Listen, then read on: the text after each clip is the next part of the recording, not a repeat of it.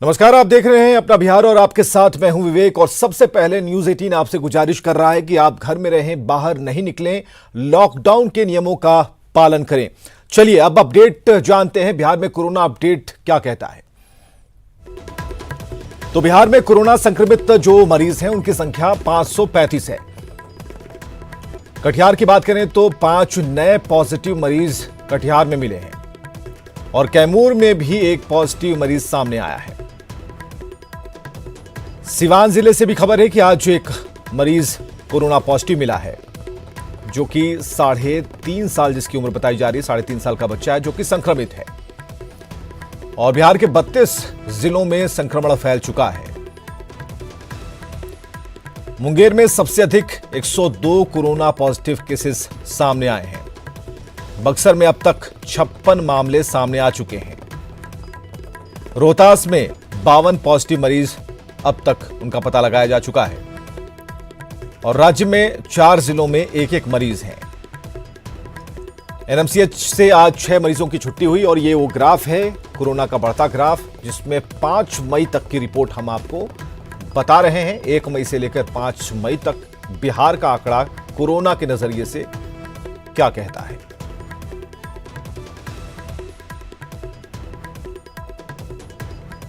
तो कोरोना का बढ़ता ग्राफ, संक्रमितों की संख्या और 1 मई से लेकर 5 मई की तारीख, और लगातार ये ग्राफ बढ़ता जा रहा है। और इधर बिहार के बाहर से छात्रों और श्रमिकों को लाने का सिलसिला भी जारी है और इसके लिए दावे किए जा रहे हैं और तमाम वादे भी। लेकिन आज पटना और उससे सटे दानापुर से जो तस्वीरें सामने आई हैं उसे देखकर आप दंग रह जाएंगे, क्योंकि ये तस्वीरें वाकई चौंकाने वाली हैं। पहली तस्वीर आपको दिखा रहे हैं दानापुर की, जहां बेंगलुरु से प्रवासी मजदूर आए थे, लेकिन बस के अंदर एक सीट पर 2 मजदूरों को बिठाया गया, जबकि साफ साफ कहा गया है कि किसी भी तरह से सोशल डिस्टेंसिंग को नहीं तोड़ा जाएगा। दूसरी तस्वीर देखिए, दानापुर स्टेशन के बाहर की तस्वीर है, जहां पुलिस पदाधिकारी जबरन बसों में संख्या से अधिक छात्रों को बिठाने की कोशिश कर रहे थे, लेकिन जब ड्राइवर ने मना कर दिया, नियम बताया, तो पुलिस वाले ने उसकी पिटाई कर दी। तीसरी तस्वीर हम आपको दिखाएंगे, जहां पटना की तस्वीर है, जहां दानापुर से किशनगंज जा रही बस का तेल सगुना मोड़ के पास खत्म हो गया और ड्राइवर ने तेल का पैसा ना होने की बात कहकर यात्रियों से 200 रुपए वसूलने की कोशिश की। और ये जो सवाल ये है कि क्या काम के नाम पर खाना पूर्ति हो रही है, दिखाने की कोशिश हो रही है, कैमरे के सामने ये सब कुछ हलचल मचाने की कोशिश हो रही है। ऐसे में कोरोना को क्या मात दे पाएंगे? जो आपकी तैयारी होती है और उसके अनुरूप काम नहीं हो पाता है, तो ऐसे मात नहीं दी जा सकती। और बिना तेल के बस को रवाना कैसे कर दिया गया, जब आपको पता था कि उस बस में तेल नहीं है?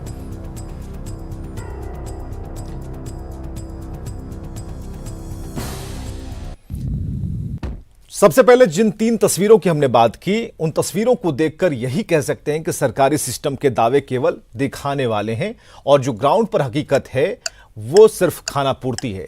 तो सोशल डिस्टेंसिंग पालन करना सबकी जिम्मेदारी है। लापरवाह सिस्टम से कोरोना का खतरा बढ़ेगा और बढ़ भी रहा है, और ऐसे बाहर से लाना तो संकट में डालने के बराबर है ही।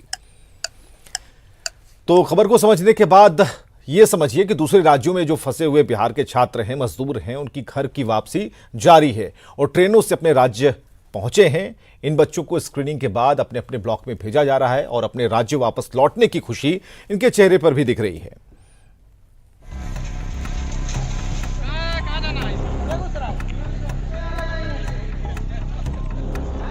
दानापुर स्टेशन पर ट्रेन से उतरते ये वो छात्र हैं जो लॉकडाउन की वजह से कोटा में फंस गए थे। स्टेशन के बाहर अपने घर जाने वाली बसों की तरफ जाते इन छात्रों के चेहरे पर यात्रा की थकान कम और अपने गृह राज्य पहुंचने की संतुष्टि ज्यादा दिख रही है। ट्रॉली बैग है, देखिए इनकी मदद के लिए ट्रॉली बैग भी दिया हुआ है और लगातार उन्हें सोशल डिस्टेंसिंग का पालन करवाते हुए ट्रेन से उतारा गया और अब बसों में बिठाया जा रहा है। एक लंबे इंतजार के बाद ये बच्चे आखिरकार पटना पहुंच गए हैं। काफी जद्दोजहद हुआ इस मामले में और सियासत भी हुई खूब इस पूरे मामले को लेकर बिहार में। कोटा से वापस लौटे बच्चों को कोई असुविधा न हो, इसके लिए प्रशासन ने भी खाने पीने से लेकर तमाम जरूरी इंतजाम किए हैं।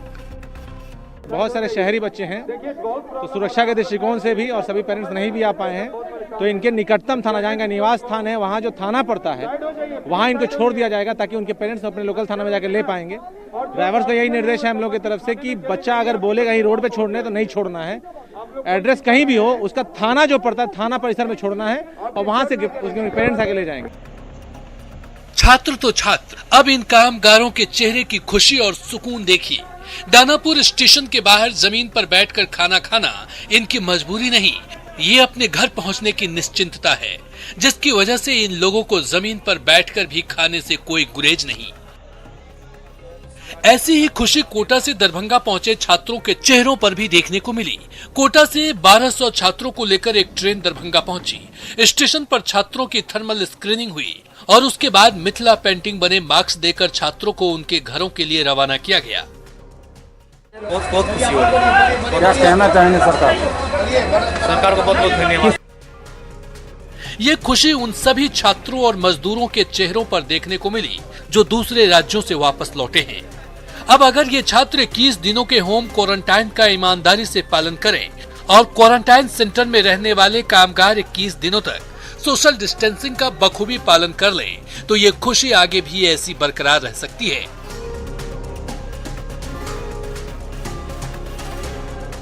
न्यूज 18 के लिए पटना से संजय कुमार, दानापुर से अमरजीत और दरभंगा से विपिन की रिपोर्ट। और चलिए आपको सचेत करने वाली खबर को भी बताते हैं। राजधानी पटना में नकली मास्क और सैनिटाइजर के कारोबार का खुलासा हुआ है। जी हां, सही सुन रहे हैं आप, नकली मास्क और सैनिटाइजर के कारोबार का खुलासा हुआ है राजधानी पटना में। ड्रग्स डिपार्टमेंट की सूचना मिली थी कि गोविंद मित्रा रोड में नकली और यूज्ड मास्क को पैक कर फिर से बेचा जा रहा और यही नहीं, मिलावटी सैनिटाइजर भी ग्राहकों को दिया जा रहा है। सूचना के बाद पहुंची टीम ने छापेमारी की और छापेमारी में कई गड़बड़ियां भी सामने आई हैं। तो आपकी सेहत से खिलवाड़ हो रहा है और छापेमारी में इस मार्केट में कई चीजें पकड़ी गई हैं जो रोजाना आप इस्तेमाल करते हैं। और जिन पैकेट्स को आप देख रहे हैं, ये यूज्ड जो मास्क हैं उन्हें फिर से रैप कर आप तक पहुंचाया जा रहा। नकली सैनिटाइजर देखिए जिन्हें आप खरीदते हैं, तो आपकी सेहत से किस तरह खिलवाड़ किया जा रहा है। इसलिए सचेत रहने की जरूरत है, जागरूक होने की जरूरत है। देखिए, ऐसी सूचना हम लोग को कॉन्फिडेंशियली प्राप्त हुई कि न्यू मेट्रो सर्जिकल के संस्थान के द्वारा बहुत ही गंदा या ऐसा कहें यूज़ किया हुआ मास्क जो है N95 का सेल किया जा रहा है। इसी के तफ्तीश में हम लोग आए, आज टीम बनी थी असिस्टेंट डायरेक्टर कंट्रोल साहब की तरफ से। आज हम लोग आए तो जो हम लोग को सैंपल प्रोवाइड किया गया था वो सैंपल यहाँ पर मिला, जो आपको फुटेज में भी दिख रहा है। और उस फोटोज़ को देखने से आप भी ये अनुमान लगा सकते हैं कि कहीं ना कहीं ये जो मास्क है ये इसका पेंट टूटा हुआ है या फंगस लगा हुआ है और गंदा है।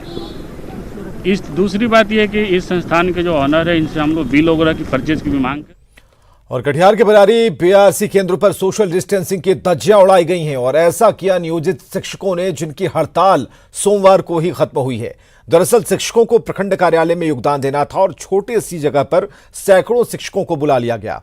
तस्वीरों को जरा आप देखिए कि गुरुजी लोग सोशल डिस्टेंसिंग का मखौल उड़ा रहे हैं और सुरक्षाकर्मी और अधिकारी लापरवाह बने खड़े हैं।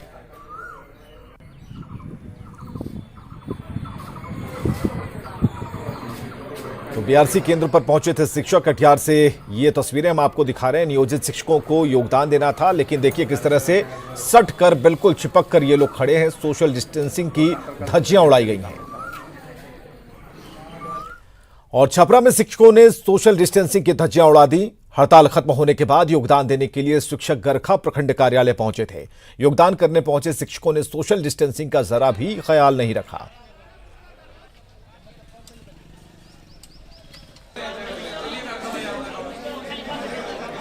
तो योगदान करने पहुंचे थे शिक्षक और सोशल डिस्टेंसिंग की किस तरह धज्जियां उड़ी हैं आप देख सकते हैं। और शिक्षकों को बुलाया गया, लेकिन वहां पर मौजूद जो लोग थे जिनके ऊपर एक बड़ी जिम्मेदारी थी इस बात का कि नियम को आपको पालन करवाना है, लेकिन किसी ने भी इन्हें नहीं बताया। और खुद भी शिक्षक समझदार थे, इतनी समझदारी तो है कि वो सोशल डिस्टेंसिंग का पालन कर सकते थे या खुद ही इस पर एक्शन ले सकते थे, लेकिन उन्होंने ऐसा नहीं किया और बिल्कुल पास पास ये लोग खड़े होकर सोशल डिस्टेंसिंग के नियमों की इन्होंने धज्जियां उड़ा दी। तो छपरा से ये खबर जहां शिक्षकों ने उड़ाई है धज्जियां, खासकर उस नियम की जो प्राथमिकता के तौर पर है कोरोना से लड़ाई लड़ने में। उधर वैशाली में लॉकडाउन के धज्जियां उड़ाने का वीडियो वायरल हो रहा है। वीडियो भगवानपुर प्रखंड के मियापुर भैरव के एक आंगनबाड़ी केंद्र का बताया जा रहा है। आरोप है कि 1 मई को ईसुपुर आंगनबाड़ी केंद्र में जन्मदिन की पार्टी हुई और आंगनबाड़ी सहायिका विभा कुमारी के पुत्र के इस बर्थडे पार्टी में काफी लोग शामिल हुए। ग्रामीणों ने शिकायत की सीडीपीओ से और इसके बाद वायरल वीडियो की जांच की जा रही है। वीडियो है, ये सच्चाई को छुपाने के लिए वो अपना गलत बयान दे रहा है। सही यही है कि 1 तारीख की संध्या में उसने 50 से ऊपर की संख्या में युवाओं को बटोरकर और उसके साथ खाने पीने की योजना बनाकर और उसमें जश्न मनाने का कार्य हुआ, जो सरेआम लॉकडाउन का उल्लंघन है। संभावना है कि हम लोग ग्रसित हो जाएंगे। बचाइए बचाइए बचाइए, इससे इस पर कानूनी कार्रवाई कीजिए। और वैशाली के हुसैना गांव के लोगों ने आरोग्य सेतु ऐप पर कोरोना मरीज होने की संभावना मिलने के बाद पूरे इलाके की जांच की मांग की, लेकिन मांग पूरी नहीं होने पर संक्रमण के खतरे को देखते हुए गांव जाने वाला रास्ता ही सील कर दिया गया। दूसरी तरफ स्वास्थ्य विभाग ने ग्रामीणों के इस कदम को अति उत्साह में उठाया गया कदम बताकर जांच करने से पल्ला झाड़ लिया है।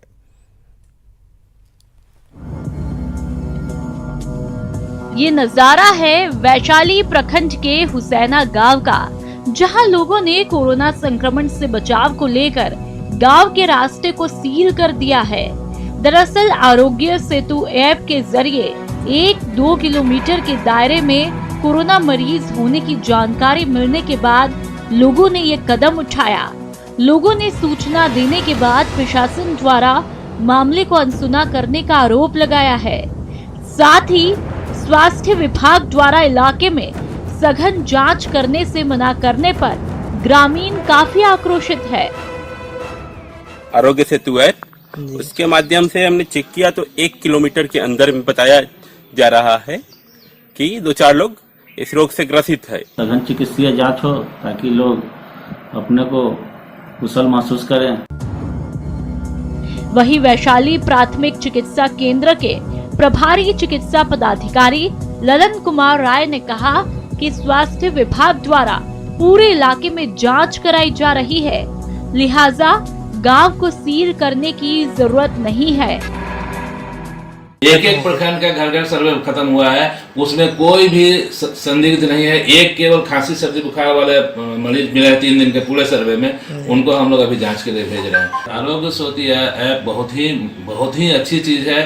अच्छा, गलत जानकारी देने पे फिर गलत परिणाम भी नहीं, वो तो एक्सपर्ट बताएंगे, उस पर मैं कोई कमेंट नहीं करूँगा।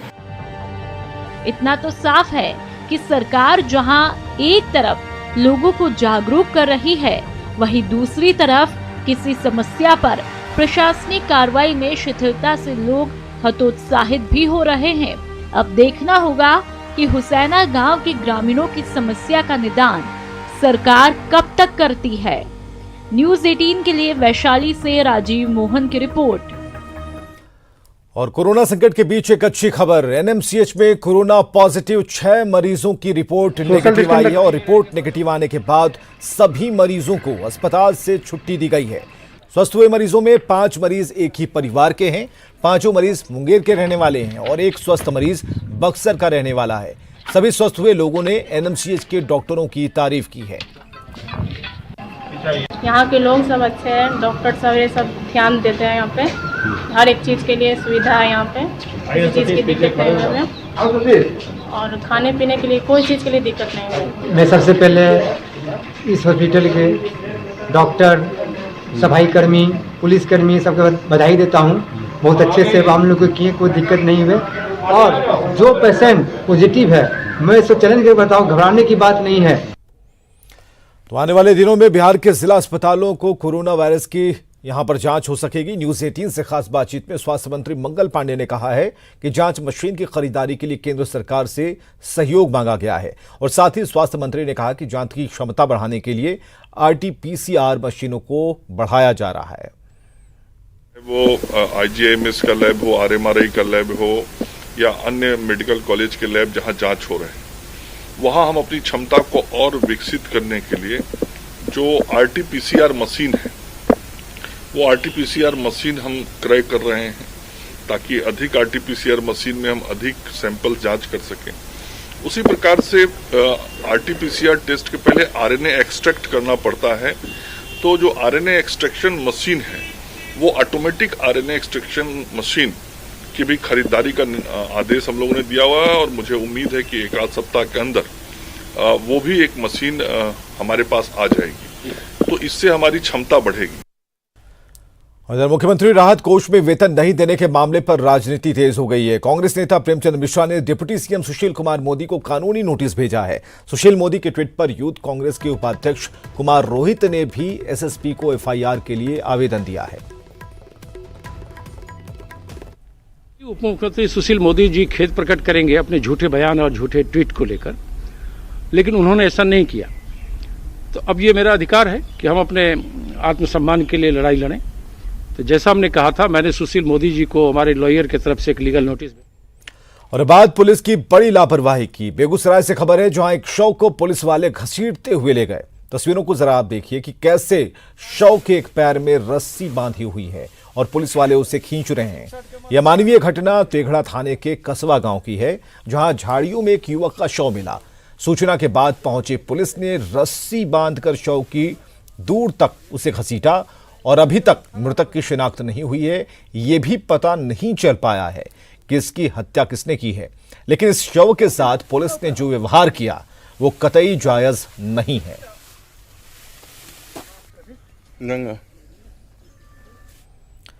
बिहार में वज्रपात से 9 लोगों की मौत हो गई। बेमौसम हुई बरसात और ओलावृष्टि से फसलों को नुकसान पहुंचा, जिसने किसानों की परेशानी को और ज्यादा बढ़ा दिया।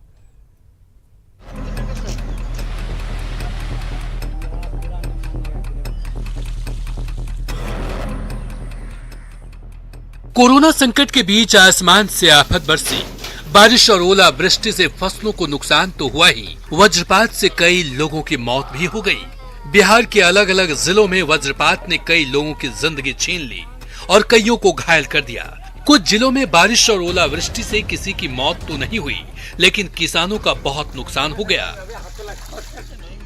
बारिश से मुंगेर में सब्जी की फसल नष्ट हो गई, वहीं कई प्रखंडों में गेहूं की कटी फसल को काफी नुकसान हो गया। मधेपुरा में तो फरवरी से लेकर अब तक कई बार बेमौसम बरसात हो चुकी है। मई महीने की बात करें तो 4 और 5 मई को दोनों दिन बारिश हुई, जिसने किसानों की परेशानी को कई गुना बढ़ा दिया है। कृषि विभाग के आंकड़े बताते हैं कि करीब 11,000 हेक्टेयर में लगी गेहूं, मक्का, आम, लीची, दलहन और सब्जी की खेती प्रभावित हुई। भागलपुर में तो दोपहर में रात का नजारा दिखने लगा। चारों तरफ अंधेरा छा गया और सड़क पर चल रही गाड़ियों की लाइटें जल गई। मौसम में अचानक आए बदलाव ने लोगों को हैरत में डाल दिया। औरंगाबाद में दोपहर में अंधेरा तो नहीं छाया, लेकिन टपाटप गिरते ओले से किसानों को कितना नुकसान हुआ होगा आसानी से समझा जा सकता है। छपरा में बारिश से किसानों को तो नुकसान हुआ ही होगा। बारिश ने प्रशासन की पोल भी खोल कर रख दी। भगवान बाजार थाना रोड सहित कई इलाकों में भारी जल जमाव हो गया, जिससे आम लोगों को खासी परेशानी हो रही है। यानी बिहार में मंगलवार को आसमान से मौत और बर्बादी की बारिश हुई, जिसने कई लोगों की जिंदगी छीन ली और कई लोगों के चेहरे पर परेशानी की लकीरें खींच दी। Bureau report, news 18।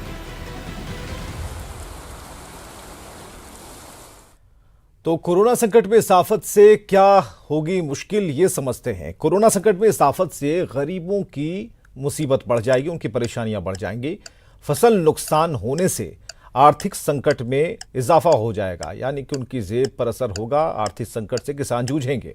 सब्जी खराब होने से महंगाई में वृद्धि हो गई, सब्जी की कीमत आसमान छूने लगेगी और आने वाले समय में सामान की आपूर्ति में भी कमी आ जाएगी। तो सरकारी मदद से ही ये किसान उबर पाएंगे। इधर सीएम नीतीश कुमार ने कृषि, खाद्य, उपभोक्ता और सहकारिता विभाग की समीक्षा बैठक में कई निर्देश दिए हैं। सीएम ने कृषि इनपुट अनुदान के तहत अनुदान की राशि तुरंत किसानों के खाते में डालने के निर्देश दिए और साथ ही आपदा से फसलों को हुए नुकसान की अनुदान राशि 15 मई तक खाते में डालने का निर्देश दिया है। यह कहा गया है कि लंबित राशन कार्डों के कार्ड धारकों के दावे सही पाए जाने पर उनके खाते में 1,000 रुपए डाले जाएं और साथ ही राशन कार्ड में लाभुकों के नाम सुनिश्चित करने के निर्देश दिए गए हैं। सीएम ने खाद्यान्नों की जरूरत के सही आकलन की बात पर जोर दिया। कहा कि पॉश मशीन में जिनकी उंगलियों के निशान ठीक से नहीं आ रहे हों, उनके लिए वैकल्पिक व्यवस्था की जाए। सीएम ने पीडीएस की दुकानों से जुड़ी शिकायतों पर तुरंत कार्रवाई करने के निर्देश दिए हैं और पैक्सों को पर्यावरण हितकारी कृषि उपकरणों की खरीद पर जोर देने को कहा है। सीएम ने मौसम के मुताबिक जिलों में कृषि कार्यक्रम शुरू करने और फसल अवशेषों के समुचित प्रबंधन पर जोर देने की बात कही। उन्होंने कहा कि उर्वरकों और बीजों की उपलब्धता सुनिश्चित की जाए।